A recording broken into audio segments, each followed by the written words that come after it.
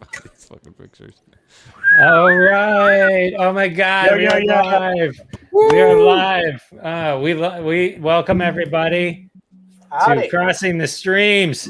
I'm Jeff DeWaskin, and we are here with the Bryans. We got two Bryans with you today. It's an exciting episode of Crossing the Streams. The most Bryans in any live stream ever. It's we set a record. Well, we're excited to have you here at Crossing the Streams. We're going to talk about some amazing shows you should be watching. We're number one in over 17,000 countries. 65 states call us their number one show. But as we do every week, we're going to start with the theme song, and we're going to do it different. This is a unique one. We got two guests, and they're going to go back and forth. We're going to start with Never had a duet. Never had a duet. I'm going to move Bryan up there. All right, take it away, Bryan Sweeney. Here's the story of some lonely fellows who spend way too much time watching the TV. All of them have jobs and friends. Well, not really, just between you and me. They made a live show out of the hobby. Every TV's watch us dream. Jeff and Ron and Sal and Bob, and then there's Howard, and they call it Crossing Streams. And then one day they went live on all the platforms. You could hear the people laugh and shout and scream. Still can't find another word that rhymes with platform. But man, we cross the streams. We cross the streams. We cross the streams. That's the way we do it. We cross the streams. Wow. We cannot defeat Echo. The echo of the horribleness of all of these people doing. Yes. That's kind of our trademark. Yes. Our super fan Lee. Yes, ready. And we got Jason Lee Taylor on my Facebook about you. Yeah. Then Lee, Jason Taylor is excited. So many people are excited to be here. We're excited to be here. We've got some great guests for you today, and we're going to get to them in 1 second. So we got two guests for you today to talk expert. We got Bryan Green. He's Bryan, also referred to as Bryan number one for the show. Thank you. Bryan Green, tell everyone about you. Yeah, I'm the creator and co-host of a comedy chatcast called The Commercial Break. You can find it on Instagram at The Commercial Break, anywhere you listen to your podcast, and youtube.com/The Commercial Break. Don't have your children in the room when you're listening. And I'm the father of two legitimate children and many more illegitimate children, and not good at keeping houseplants or fish alive. And I appreciate you in inviting me on, Jeff. Thank you very much. And we're so excited to have you here. And next we have Bryan Sweeney. Bryan Sweeney is Bryan A. We have Bryan 1 and Bryan A. Just to keep it fair, we have no favoritism. No favoritism when it comes to Bryans. Reference right there. We love all the Bryans equally. Bryan, wow everyone with who you are.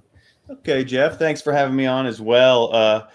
Well, I've been working in publishing for most of my life. I'm currently acquisitions director for a company called Recorded Books. We're actually the largest independent audiobook publisher in the world. I've worked with everybody from Dean Koontz to most recently Dolly Parton. I got to spend a few hours in the studio with the Queen herself.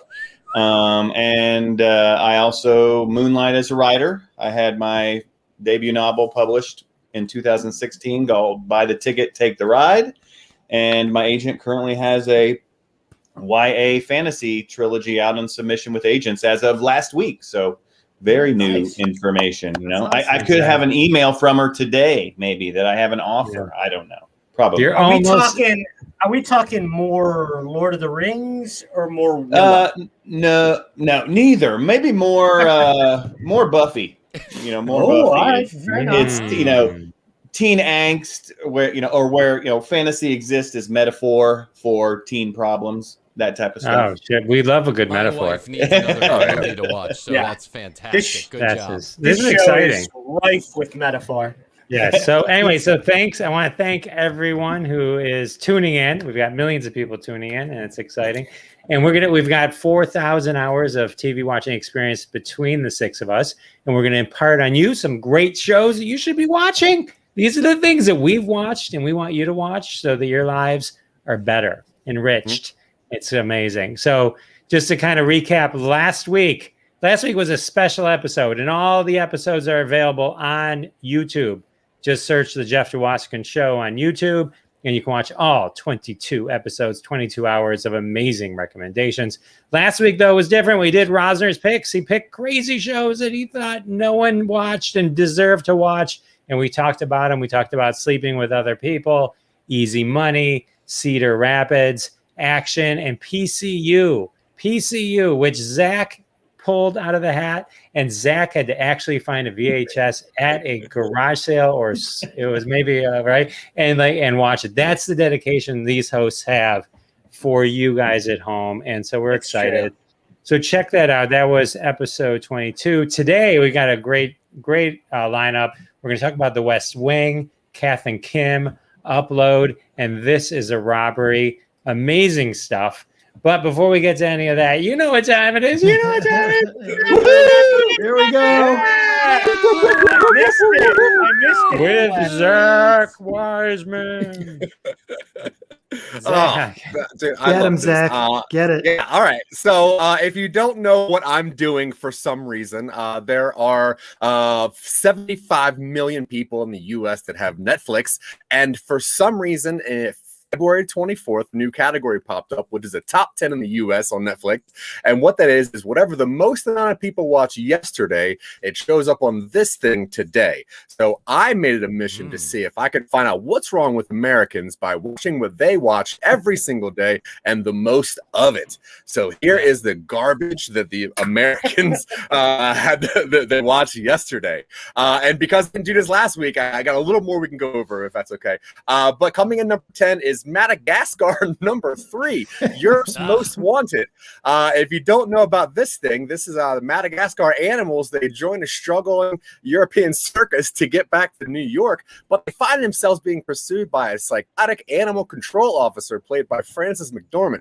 Now, this is our regular cast of Ben Stiller, Jada Pinkett Smith, and Chris Rock. And obviously, this is a franchise, and if you like Madagascar, this might be the best one in the series. It is better than the actual TV series, but as far as the 3 theatrical releases, this one actually has a little bit of a heart to it. I don't know much to say. I was going to try to get this actual a pretty serious critique, but I can't. It's Madagascar. If you want Madagascar. 2.5-year-old children, because my son keeps playing it over and over and over again. It's actually not a bad movie. Yeah, it's good. Would you say Frances McDormand was better in this or No Man Land? I think Madagascar 3 is probably her best work in 2021. I'm just saying. Throwing that out there. If only Coppola had made his third movie the best movie in the Godfather series. Mm-hmm. I hear that. We did the audio of Nomadland, so listen to the audiobook if you have a chance. It's much better than the movie, I think, which is saying something considering it won Best Picture.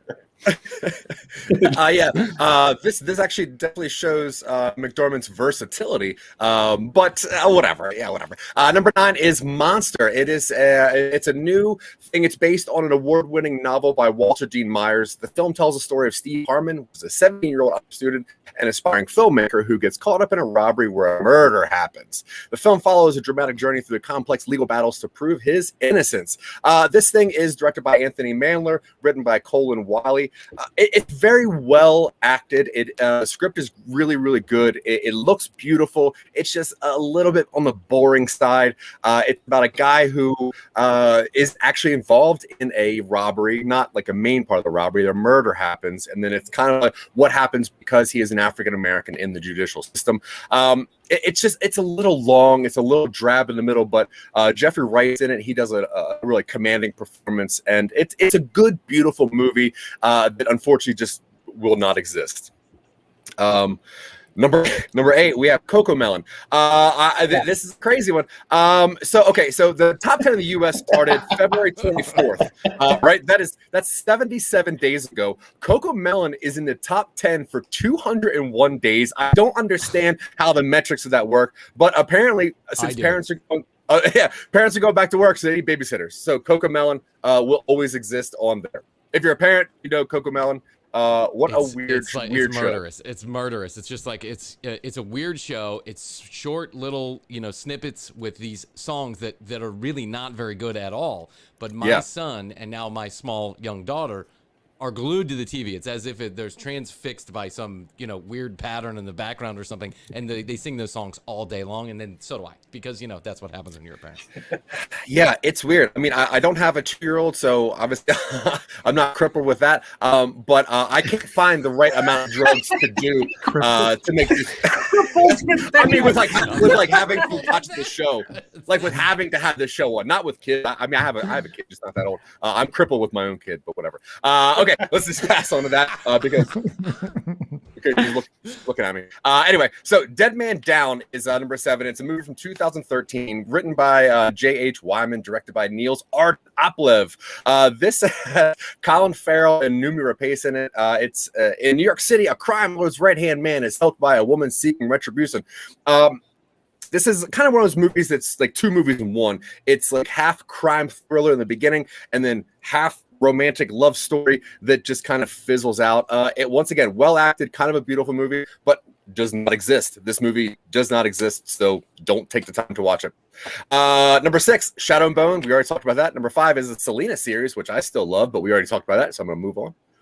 Number 4, Sons of Sam, which is a descent into darkness. This has the same problem that I always talk about with Netflix with their docu-series.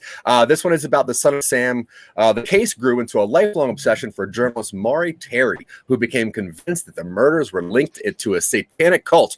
This docu-series, for some reason, stars Paul Giamatti, and it is put into 4 episodes.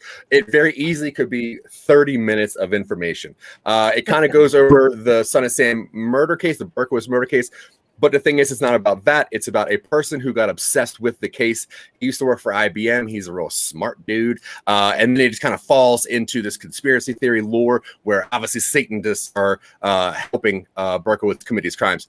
It's boring. So watch episode 1 and then leave alone. Zach, I just started watching that and I could not agree with you more strongly. I'm 1 episode in and it's boring as shit. Yeah, and episode 1 is the best one, which is sad. It's like episode 2 and 3 should go into like a satanic cult conspiracy theory, and I'm like, what am I watching? I have no idea what this is anymore. What's sad is that a Son of Sam is probably the least boring thing you could ever make a docu-series about. Like if you get Son of Sam wrong, you're not doing well with anything else. So no, if it was about that at all, it'd be great. But no, it's about some creep that kind of obsesses about him. Plus, Paul Giamatti gets too much credit for just playing Paul Giamatti. That's true.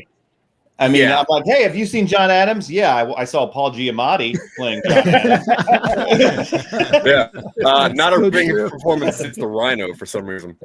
Right. He was great as the orangutan in Planet of the Apes. So. That's true. Private parts. Yes, he Private was. parts. Yeah. Private parts is great. He was Pig Von. Yeah. Pig Von, yeah. Number 3, Startup. This one is about a desperate banker, a Haitian-American gang lord, and a Cuban-American hacker are forced to work together to unwillingly create their version of the American dream. It is a TV show, kind of like a sitcom. But Howard, you will love this thing. You like Billions. This is like Billions meets Ozark meets Silicon Valley. The problem is that it stars Adam Brody, so it's actually pretty good. The difficulty that I had with it is that if you know anything about IT legal stuff, this will not make any sense to you. This is so dumbed down for the audience as far as like the legal jargon that if you've actually watched Silicon Valley, you'll know more than the show does. So that's the only thing. But the show is actually very good. It is pretty entertaining. It has 3 seasons out there. And Howard, I suggest you check this one out because you actually might really enjoy it. Fair enough. Okay, number 2, the Mitchells I guess the versus... rest of us won't. Yeah. No, I don't think, Jeff, I know for a fact you won't like this thing. So, he's either saying you're smarter or dumber than me, one of the two. One of the two. Well, no, only because of how much you like Billions. And when I watch this, I'm like, there's so many Billions Speaking of parallels Bob to this. Giamatti. Yeah. 2, Mitchells versus the Machines. I absolutely love this movie. Directed by Michael Rianda, written by Michael Rianda as well. It stars Abby Jacobson, Danny McBride, Maya Rudolph. It has a wealth of characters in here. Also, Fred Armisen, Beck Bennett, Chrissy Teigen, John Legend, Conan O'Brien. Wow. This is a really cool movie about a quirky, dysfunctional family, and a road trip is upended when they find themselves in the middle of a robot apocalypse and suddenly becomes humanity's unlikeliest last hope. So this movie was also co-written by Alex Hirsch, the guy who created Gravity Falls. Beautiful movie. It is Sony's animation. So if you've seen Into the Spider-Verse, you know how gorgeous this thing is going to be. It also has a little bit of ties to like the Lego movie, which very cute and sharp wit. It's like if Edgar Wright were to write Into the Spider-Verse, because it is so clever sometimes, very, very beautiful, tugs at the heartstrings. It is the first bisexual character in Sony animation. It is a beautiful, beautiful movie. Obviously, it has a little bit of the same tropes that most family trip movies have, but I love it. I love it. I love it. So please watch it. My daughter liked it. I liked it. Jeff, you probably won't like it, but I hear good things. I hear good things about the. It's a smart, intelligent, well thought out movie, Jeff. You probably won't like it. Yeah. Well, and motion denied, overruled. And number one is Jupiter's Legacy. This is a weird TV show that came out 5 days ago. It's about the first generation of superheroes that have kept the world safe for nearly a century. Now their children must live up to their legacy in an epic drama that spans decades and navigates the dynamics of family, power, and loyalty. It stars Josh Duhamel, Ben Daniels, and Leslie Bibb. Its creators are Stephen DeKnight, but they actually took it from a comic book that was written by Mike Millar and Frank Quietly. They wrote this book back in 2013. It differs from the comic book a little bit, but this is Millar's introduction to Netflix's universe. I'm totally cool with it. If you don't know anything about Mark Millar, this is the guy who actually wrote the comic Civil War that they made the movie from, and also Old Man Logan that they made the movie from. He also wrote Kick-Ass, Hit Girl, and Kingsman. Those are all part of Millar World. So there's actually a Millar World universe building that has all these characters that are in it, and Netflix just bought his entire company. So they're going to start their own little universe that kind of builds these superheroes into all this little stuff. It's a cool thing. It just looks kind of CW-ish. I can't really tell. I think that a lot of the budget went to the actors because it is well acted. It's just the aging process doesn't look very good. The costuming looks a little bit CW-ish, except the plot line and what they're doing with everything is way more intelligent than what CW can do. So I suggest people watch this thing. It is cool. It's just if you're super into the comic, it's not exactly how the comic goes, but if you like superhero stuff, it is one of those smarter new things of what can we do with superheroes and family stuff. So it is worthwhile, but that is Jupiter's Legacy. Nice. Well done. Yeah. Well done. Cool. Hey, Zach, I wanted to ask you, I don't know if we hit this last time you did the Netflix metrics, but did you see the Rotten Tomatoes big news about Citizen Kane getting knocked off as the top rated Rotten Tomatoes? Yeah, apparently they deep searched and found one negative review from the year it came out, and somebody like, I just don't get it, and it knocked it off from being a perfect Rotten Tomato score. So, And did you see what replaced amazing. it? Wow. And did you see what replaced it? No, Snow Dog. No, I swear to God, I'm No, making this up. Paddington 2. Paddington 2. Paddington 2, yeah. Yeah. Okay, if you haven't seen that, check that out. Paddington 2? It's like a perfect movie, apparently. The top It really rated Rotten Tomatoes movie. There's something very weird about Paddington 2 that is beautiful. Yeah, I saw one review refer to it as a bear in raincoat tour de force. Oh, It is. whatever that would be. I think that's a perfect way to end the Netflix. Good job, Zach. All right. Done. That was really good, Zach. And so we're going to keep this. We're going to keep the train moving. We're going to go to This is a Robbery. This is a Robbery brought to you by the people who brought you The Irishman. So it's a 15-hour movie. This is a robbery. This is also a boring piece of shit, is what this is. How many people have seen it? Have you guys seen this movie or this series? I began to watch it. I fell asleep within 15 minutes. I'm telling you, this was that 300-page book where you're on page 120 and you're like, I've put 120 freaking pages in this. I've got to push forward to get through this thing. And then you still can't get through it. Yeah. Like you're falling asleep. You don't care. You're not rooting for anybody. It is And yet, when you look at the Metascore and you look at Rotten Tomatoes and all the reviews on this, it is across the board strong reviews, which calls into question, Zach, who the hell is doing the reviews and who are they calling on to get the metrics for against this? They should be calling me. Right?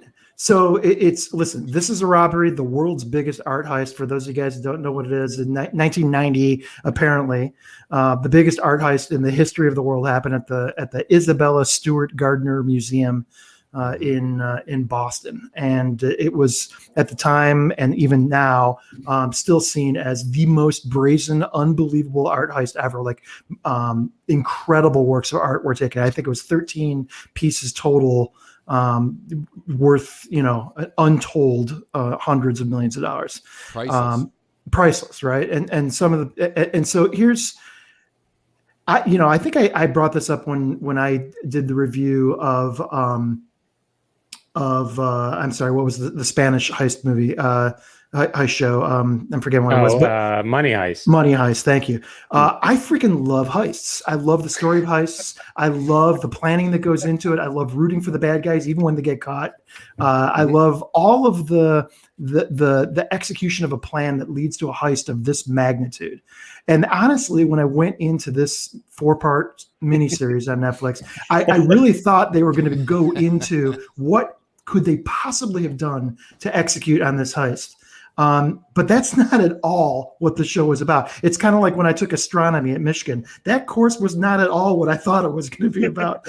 Right? This was a math course. It's a math course. This is a stupid movie, 4-part series, 1 hour each part, about the theories of who took the paintings, and then going into the second, moving into the third installments, they center in on the Italian mafia, but it doesn't matter because there's no connection to the heist or to the people. Like the producers didn't create threads to make you interested in how the heist got to the mafia and how the mafia then did something with the heist, and all of this just led you nowhere and you just didn't give a shit about it. This is really, it's upsetting to me because this was directed by a guy named Colin Barnacle who wrote and produced and directed it. And Howard, you may know this guy because he's a 30 for 30 documentarian, right, for ESPN. He actually cut his teeth. The big one he did for 30 for 30 was the I forget the name of it, but it's the Alex Rodriguez one where there was a bidding war between Boston and New York for Alex Rodriguez, which was an amazing 30 for 30. It's a really interesting one, which connected all the dots and made you interested the whole time. So I was really excited about this documentary, but it just didn't cut it for me, and I found myself falling asleep and not at all interested in this. And here's the epilogue to my review on this is that, and this is not wrecking anything, Dwaz, don't make fun of me for doing any kind of wrecking the ending, but they still haven't found these friggin' paintings, and they're no closer to finding the paintings than they were at the very beginning, the first 10 minutes of the freaking show. They don't know where these paintings are. They're never going to know where these paintings are. So there's still power broker. There's just nothing. There's just nothing that helps you to sleep at night with this show. So listen, if you're interested in the heist and the mechanics of the heist and all the great things that make a heist possible, this is not your show. If you're interested in hearing about the mafia and its loose connection to a heist that may or may not have happened 30 years ago, good luck. I hope you enjoy this show. And that's my review. So there's no conclusion. There's no conclusion. There's no conclusion. It's nothing. like, what do you do with like art like that? Like it's some people are over your house and like, is that the Mona Lisa? They talked about that. There's no fences. No one can ever buy this stuff. The suggestion that they made on Netflix on the show was that the mafia would use it to get themselves out of jail. That they would offer to return some of these works to get their bigger kingpins out of prison, but even that never happened because no one knows where the freaking pieces are. I once talked to a private detective who had nothing to do with this case, by the way, but we were talking about this case because I had nothing to do with the case. But we were talking about this case because I had watched another documentary on this. This was far more interesting than the show that's on Netflix. And he had theorized, and his private dick buddies had theorized that this was cartel fun money, right? That this could end up in a cartel kingpin's hands somewhere down in South America for exactly these purposes. That this could be used for leverage against or for a numerous different scenarios or opportunities, right? Yes. And to be hung in someone's house as kind of like a swinging, swinging Richard type situation. Like, look at what I did, or look at what I got, or look what I bought. Would be the only type of people I could see that, because you can't sell it. You're right. You can't sell it. Yeah. What I thought, the original theory, and this was actually more interesting, which they didn't pursue on the show, was that the IRA, 1990, when the paintings were stolen, was the height of the IRA bombings and all the resistance that was happening there. And I thought, or they thought, that the IRA had taken the paintings that they were going to then sell back basically to the United States in exchange for guns and money and access and all this stuff, but that turned out to that never went anywhere. So it's like I'm saying, it's just empty. There's no connections. There's no strings. There's nothing to root for. It just makes me wonder why they chose this as a topic to. I know it's interesting that it was the biggest heist in the world, but the story they went after didn't help anybody, and that's it. Yeah, I agree, Ron. I watched that a while ago, and the show gets bored with itself after like 3 episodes.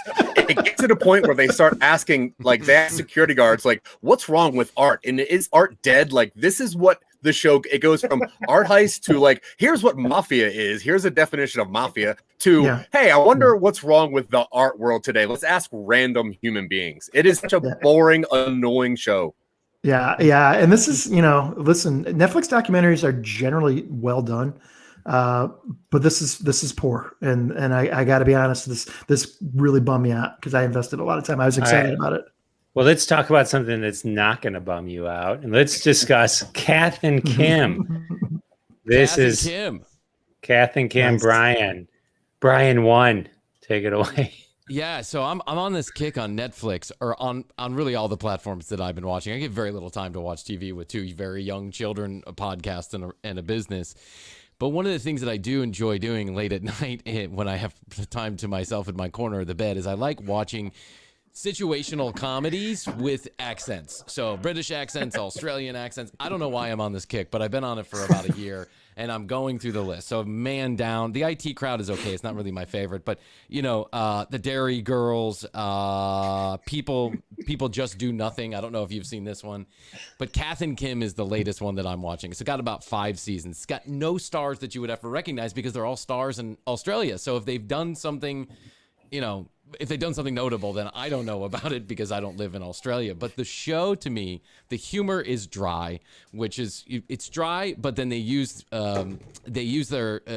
physical comedy to add in laughs, like splashes and laughs. And they also have their own language that they start to develop over the 5 seasons. So the first season, it's an ensemble trying to, get their sea legs under them. But by season number 3, they're hitting on all cylinders, these characters. And basically what it is it's mom living with her then, boyfriend or soon to be fiance. And then the adult daughter who breaks up with her husband moves into the house with mom. And it's kind of the back and forth between Kath and Kim, the mom, and the daughter that really drives the conversation. But then, the husband, the husband of the daughter who moved in, and the soon-to-be husband of Kath, who lives in the house, the mother, also come into play here. And they're just all brilliant comic actors and actresses. And I think it's just a brilliant show. I really do. I think it's so funny, and I really enjoy watching it. And I don't know what else to say. It's a great show. Like a lot of the British comedies are. They're smart. So they're well done. Are these comedy? Are these half-hour shows or 30-minute shows? 30-minute shows.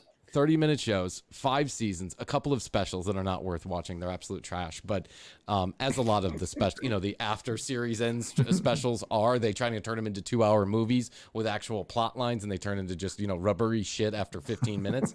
And they go back to hitting the same old notes they hit, season number 3, Kath makes, one of the running gags is the outfits that they wear. So Kath wears workout clothes in almost every show, and the workout clothes that she wears are absolutely ridiculous to the point of just being hilarious. And her husband, her fiance, boyfriend, at the beginning of the show, he wears 70s leisure outfits, and so it's just too fucking funny. They also have a fifth character in the ensemble, and that is a rotund young lady, and I wish I could remember her name, the actual actress's name, Majda something, but she plays this kind of clumsy friend of the daughter, who's also friends with the mother, and she's got to weigh 280 pounds, and she's always playing some kind of sport. She's into sports, and with every episode comes a new injury. So she'll stick a pencil through her hand. She'll come in with like, you know, shards of glass in her hair or something. I don't know why this is so funny to me, but it's just so funny. I don't know if anybody else has that kind of, you know, anything with an accent that is dry and comedic ends up being funny. But in college, I really thought I'd end up marrying someone with an accent. I didn't, but I loved accents. True. But I'll tell you the interesting thing about if you watch. There's a great way to watch TV when there's accents, and I'm talking like The Crown or anything like that, and closed caption. You've said this before, Jeff. Is the greatest thing ever to have on while you're watching it, because it even helps you kind of tune into like what the music is intended for and all that kind of stuff, and things that you wouldn't necessarily know because it comes from the script that you'd never really maybe catch if you're just kind of mostly watching. But it helps with accents. It helps with accents. One of the best things about the Apple TV is the ability to just hold the microphone and go, subtitles on, subtitles off, just to change on the fly. We did that with Game of Thrones when my wife watched the entire series in 10 days. And it was a huge help. It was amazing. You just helped me, Howard. I didn't know I have Apple TV. I didn't even know you could do that. That's awesome. Yeah. It's a huge help. Go ahead. No, please. No. I was going to say, the other thing we do is, if we're watching like in bed and we don't want the volume up as loud and the TV is a little further away, it helps so that you can keep the volume down a little bit, still hear it, but it fills in the blanks for you. My wife is Venezuelan, so she and she's a very good English speaker. Like, it's perfect English, right?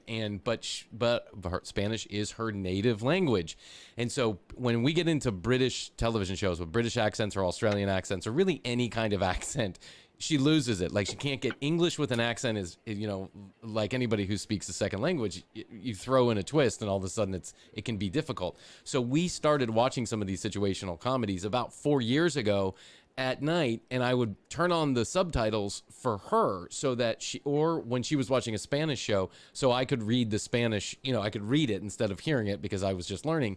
And I have never turned the subtitles off yet. I watch everything with subtitles. I think life is better with subtitles. Honestly, I wish when you're mad at the world.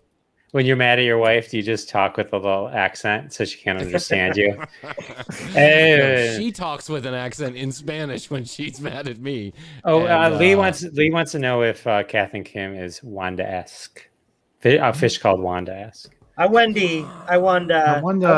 Yeah, I could see where I could. Yeah, sure. If you like a fish called Wanda, this might be.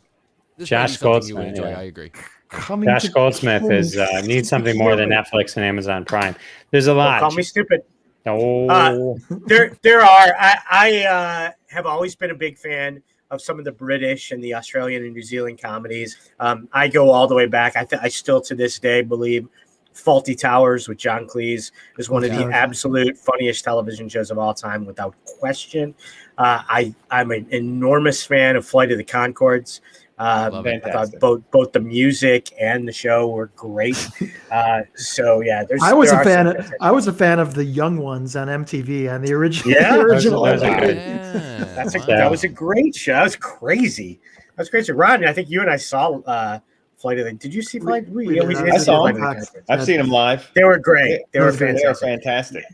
Guys, I almost saw Spinal Tap live, and I was I couldn't get to the concert. I did see Spinal Tap live. Oh my gosh! I had tickets and didn't make it to the show at DTE Energy Music Day.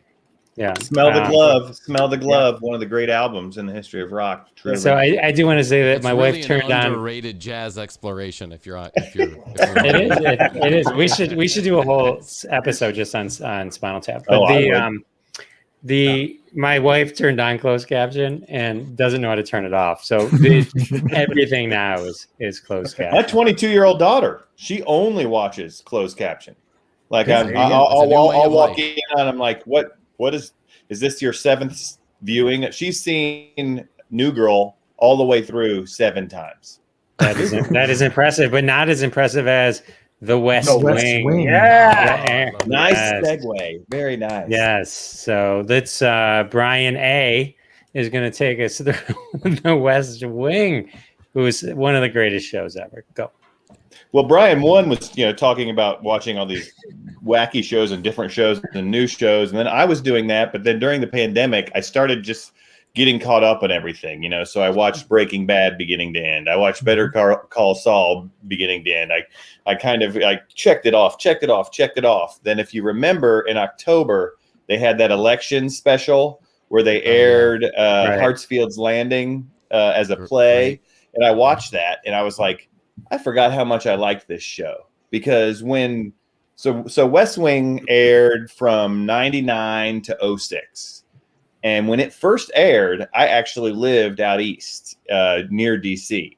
So I kind of felt like, there was this kinship I had with it. And then, of course, 9/11 happened and West Wing became kind of just this escapist thing where you watched it because you wanted to remember or you wanted to believe that, DC was a noble place, that our leaders were noble people. And so it became kind of this aspirational show that I watched in real time. And then I watched like the first 4 seasons. When Sorkin left, I basically left the show and then kind of forgot about it. And then this came on and then I'm like, you know what? I'm going to sit down and I'm going to rewatch it. So from that moment, from October until about the 1st of April, I rewatched all 7 seasons. 156 episodes, 2 special episodes, so 158 1-hour episodes. A lot of TV watching, and regained my appreciation of it, but also looking at it through the lens of a 49-year-old instead of a 32-year-old. I had a much different perception of the show. When you were young and when Sorkin was kind of new to the game, that whole single camera chasing people through offices was like, well, I've never seen anything like this. This is awesome. And you watched it, and then Sorkin would get on his soapbox, and 9 times out of 10 it was the same soapbox I was on. So I was like, oh, this is cool. And then I'm like, now I'm like 49 watching. I'm like, he's pandering a little bit, isn't he? Yes, he's pandering. And so some of it didn't work as well. But then I also kind of appreciated some of the post-Sorkin stuff for that same reason, that, it was good to take a break from him. Because if anybody's not familiar with the backstory, Sorkin left after season 4. Rob Lowe left after middle of season 4. This was his character, Sam Seaborn. He ran. That's how he was written off the show. He ran for Congress in California and then just disappeared. The real reason is Martin Sheen was making $300,000 an episode, and Rob Lowe was making $75,000 an episode. And really, the show was supposed to be, at the very beginning, it was supposed to be about Rob Lowe. Sorkin had envisioned it as a show that would follow all the like minor players, not the president, not the chief of staff, but the people behind the West Wing, and it would follow their lives. Because the pilot episode was Rob Lowe sleeping with a hooker. That's what the pilot was. Is that Rob Lowe got in trouble for sleeping with a $3,000 a night call girl, and by day or by night, lawyer by day, of course, law student by day.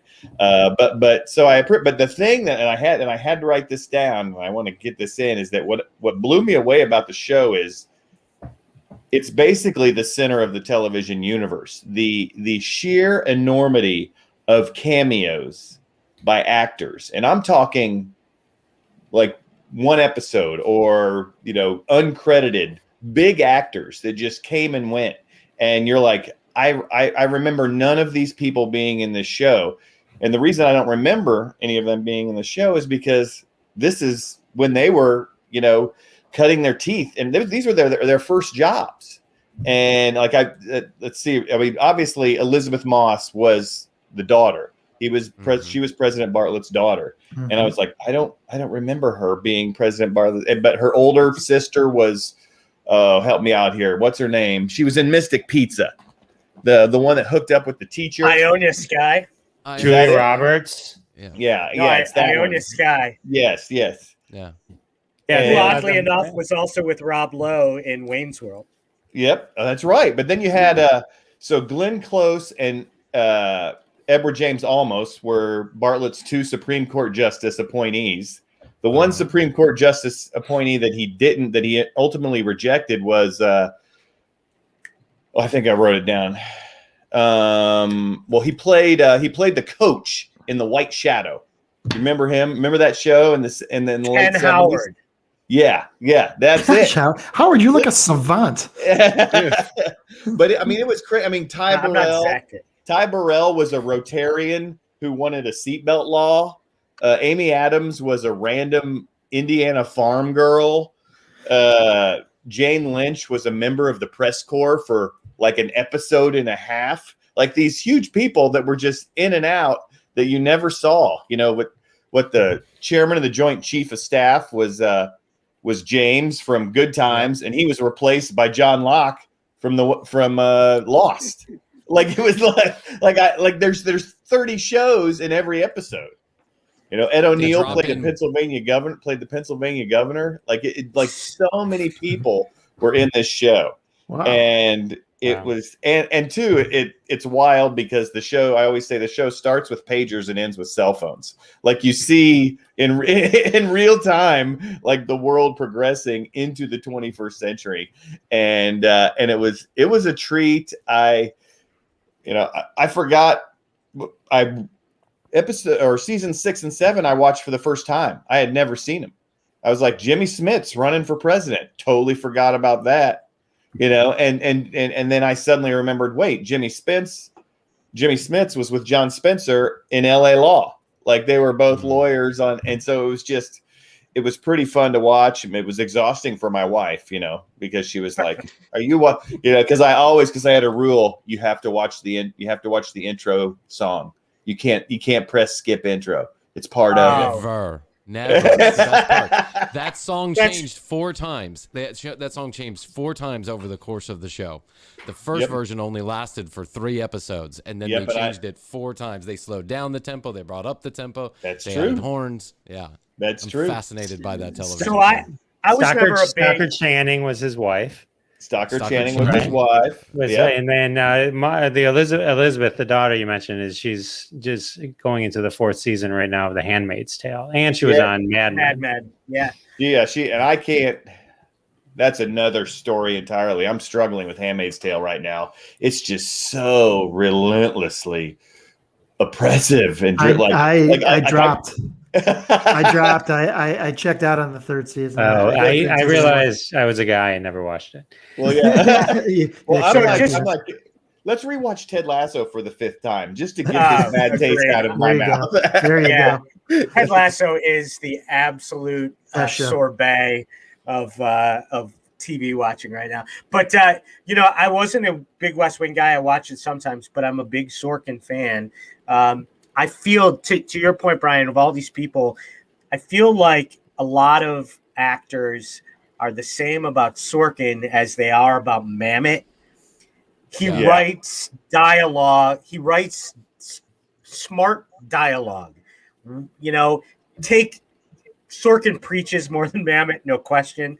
But take because like The Newsroom was a great show. Sorkin and super well acted, but obviously preachy, no question, and very from one political side. But take that out of it, the dialogue is just so smart, and it's not percussive. dumbed down. It is percussive. It is. It's back and it forth. does. It's rap-a-pat, pat, tat, tat, tat, tat, and that's how the show moves along. And I think that the one thing about Aaron Sorkin is he had the right actors. That was an ensemble that came together at the right time that all understood, even though that some of them were young or unknown, they understood how to elucidate that kind of that back and forth, that pitter patter in a way. I mean, Sheen is brilliant in that role as president. He is brilliant, and he understands how to give a speech and convince you at home that he's the president of the United States and you want him to be the president of the United States. And he does it in a sing-songy voice. I think you're right about the whole Mamet. That whole core cast is insane. And Allison Janney, who's one of the best ever. Brad Whitford, amazing. The late great John Spencer. It's just Richard Schiff. And Whitford rejoined Elizabeth, in Handmaid's Tale. He's back. He's in Handmaid's Tale, and it's fun seeing them play off each other. Who is? But Bradley Whitford. He's in the Handmaid's Tale. He's one of the. He's one of the commanders. He's one of the commanders. He went on to do Studio 60. I think Brad Whitford did after West Wing, it was a great show. Great show. Awesome. All right. Go ahead. Do you have one wrap up? No, I was going to say, Bryan was talking about the pitter patter. What I enjoy watching oftentimes is American President, because that was. I was just going to bring that up. That was Sorkin kind of workshopping for West Wing later, because Martin Sheen was in fact chief of staff. He was chief of staff. The American President is one of my favorites. Michael Douglas. Yeah, Michael Douglas's speech. Correct me if I'm wrong, but Sorkin wrote A Few Good Men, did he not? Did he? I'm pretty sure. Yeah. Did he write the play and the movie, or just 100%? I thought he wrote the screenplay. Yeah, he's definitely. He just couldn't handle the truth. You can't handle the truth that we're moving on. Social network. That's fantastic, because I would. Let's do a Sorkin episode. More organic. I feel like A Few Good Men was probably the most organic of anything he did. So that was earlier on the Sorkin episode. You know what else is organic? Upload. Nicely done. We're going to talk about Howard is going to talk all about Upload. Thank you, Bryan and Bryan. Well done, both of you. Upload was a show that I just stumbled across this past weekend, and I didn't realize. So Upload's on Amazon Prime. It was created and written by Greg Daniels, who created The Office and Parks and Rec, among other things. It's one of the best new shows that I've seen in a long time. 10-episode first season. It's such an amalgam of like 4 different types of shows. It's got a great satirical comedy. So just the gist of the show. The gist of the show is set about 10 years, 12 years in the future. And when it is your time, or when you know it is going to soon be your time, you have an option to die and hope you go somewhere. The faith, religion. Okay. Yeah. Oh, hang on. I had something show up in my microphone. Sorry. So you can have faith that you go somewhere. Or the other thing is you could upload to a, for lack of a better term, virtual reality afterlife. And there are different afterlives depending on where how much money you want to invest in it. So the story is a young guy who's in the IT world, who has a very rich girlfriend, and he is in a car accident in the first episode and trying to decide what he wants to do. And his girlfriend convinces him, you can be uploaded to Lakeview, which is the most ritzy of all the afterlives. You can upload. I'll take care of it. My family will cover you forever, and we can be together forever. So he uploads to Lakeview. And so that's the gist of the show. But where it becomes really 4 different shows is it's a satire on where we are today in terms of being online. So in the afterlife, everything extra, like if you want to change your clothes, there's a pop-up. Do you want to pay the extra charge, just like in iTunes, in an app? It's an in-app purchase to upgrade your room or upgrade that. So there's the satire of that.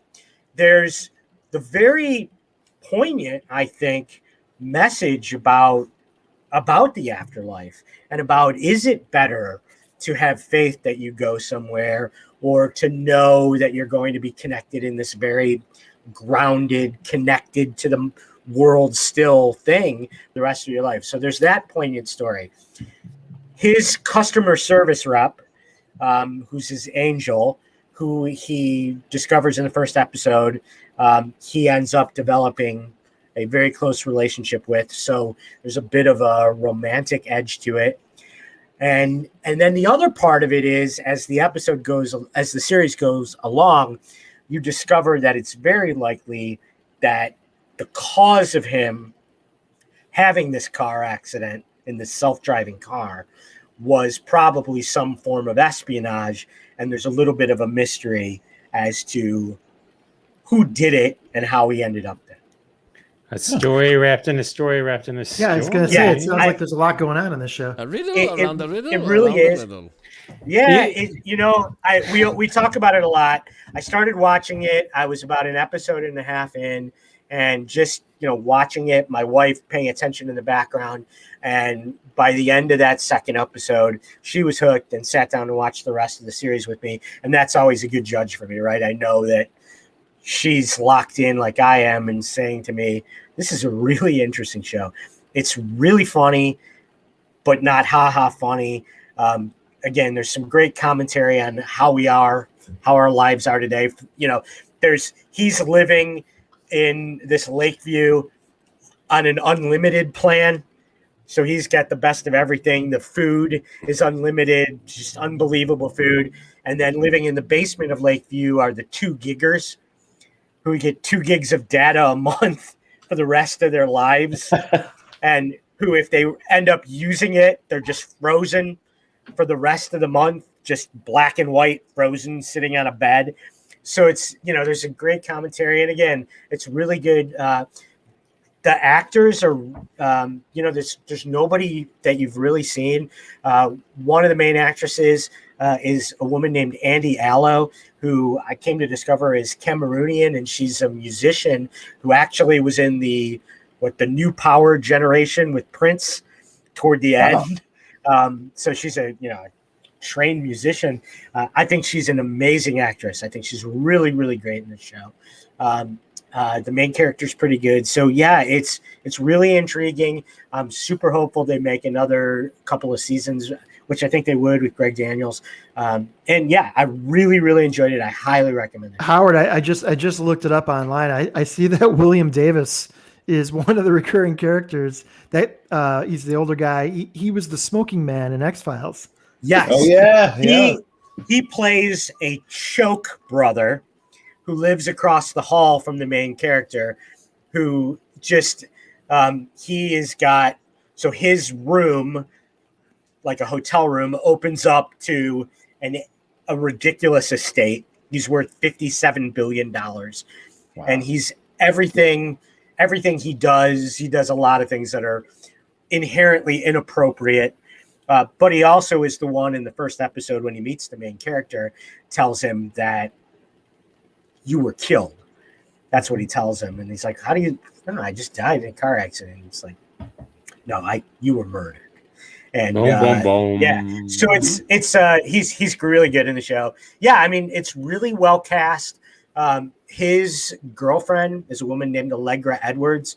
I've never seen her in anything before, but she's over the top. Her family's over the top and really good. So yeah, again, another show that similar in a way to Made for Love, which I did a few weeks ago. But that combination of IT and our lives as we go forward, but really, really good and a really easy watch. and we plowed through 10 episodes in like a day and a half. So How long did it- how long check it did it- A little echoes of San Junipero when you first came out of the gate describing it. That reminded me a lot of that that episode of Black the Mirror. award-winning Black Mirror episode. Yeah, San Junipero's I've watched that episode. I once watched a TEDx speech that said there's a statistical probability that we're living in a matrix, right? It was a guy who gave it. I couldn't sleep for 4 fucking weeks. This is the show for me.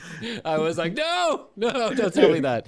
You gotta wonder though with an upload thing, because technology changes. Imagine 15 years ago, it's like you can put everything you know on this floppy disk or this zip drive or this SideQuest drive, right? And then it's like, and then it'd be like you'd have to go to the family and go, we got to upgrade, we need gigs, that gigs, happens. not megs, That happens in one of the later episodes in the series. They have to, the customer service reps actually have to tuck in virtually. So you're connected to the real world via the afterlife. Like the main character actually is on a computer screen at his own funeral, which is pretty funny.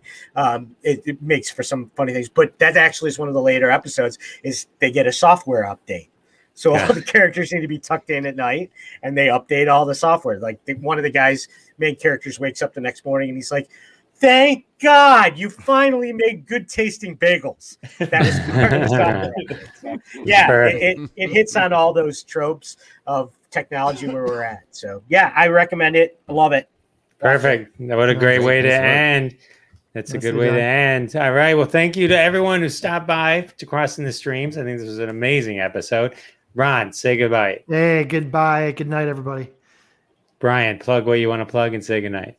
Good night, Jeff Dwoskin. Listen to the commercial break at the commercial break on Instagram. Brian Sweeney. Thanks for having me. Buy the ticket, take the ride. Buy the book. It's on Amazon, wherever books are sold. Awesome. Zach. Goodbye. You know how hard it is to forget the word. Howard. I'll be on my couch as always. Find me there. But thanks. Have a great week, everybody. Thank you. And I'm Jeff Dwoskin. Check out my night. podcast live from Detroit, The Jeff Dwoskin Show. And we'll see you next Wednesday. Podcast. Follow us on YouTube. Follow us on Facebook. Get notified when we go live. And we'll see you next week on Crossing the Streams. Thank you for joining us for this episode of Crossing the Streams, brought to you by scenesnobs.com and part of the Jeff Dwoskin Show. Your hosts, of course, Jeff Dwoskin, Sal D'Amelio, Bob Phillips, Ron Lippett, and Howard Rosner. Follow us all on the socials, and we'll see you next week and every Wednesday at 9:30 p.m. Eastern. Mark your calendars. We're going live and crossing more streams.